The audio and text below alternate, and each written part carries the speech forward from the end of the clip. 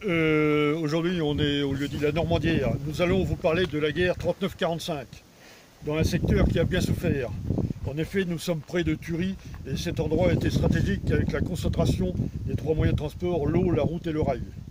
C'était un des passages clés pour aller vers le sud de la France. Toutes les collines voisines étaient donc occupées massivement par des Allemands et des résistants. Ici, un fait de guerre s'est passé et je vais vous lire un texte d'un résistant de l'époque et je donnerai des précisions à la fin. Il y a eu un combat aérien entre Cauville et Culé. Ils étaient 3 contre 3. Les avions montaient, descendaient.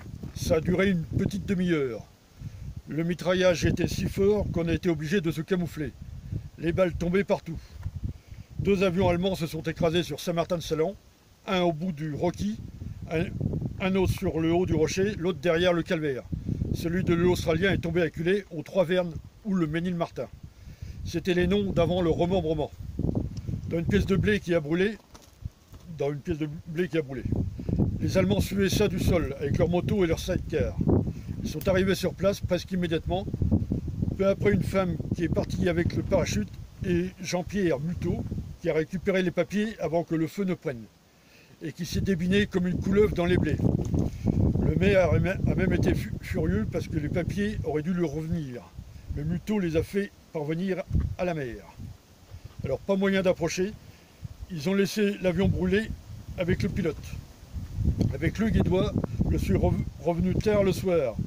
La propriétaire du champ, Madame la personne, avait donné un drap pour transporter le cadavre dans une petite maison qu'elle possédait à 200 mètres au-dessus, au Ponceau. Comme je connaissais les gens, ils m'ont laissé entrer. Le pauvre gars, il ne mesurait plus qu'un mètre. Bachelot, le menuisier de l'époque, a fait le cercueil. 2 jours après, ils l'ont enterré au cimetière avec autorisation d'Écheleux, à l'endroit où il est toujours aujourd'hui. Alors, pour les précisions, alors c'est un extrait tiré du livre sur Thury-Harcourt et ses environs en 39-45. C'est un bouquin épais. Le résistant est Raymond Barat. Il est né en 1924 et habitait à 300 mètres d'ici avant 1942. À partir de 1942 et le STO, donc le service du travail obligatoire, il passera une visite à la commandanture. Celle-ci est estonnée à l'hôtel Malherbe de Caen. Il repartira de la gare de Saint-Rémy pour l'Allemagne, mais avec un billet en poche pour Thury. Il se cachera 1 an et demi dans les bois avec d'autres réfractaires, et ce dans une cabane souterraine. Alors, quand il parle du Ménilmartin, c'est ici. Dorénavant, ce lieu s'appelle la Normandière.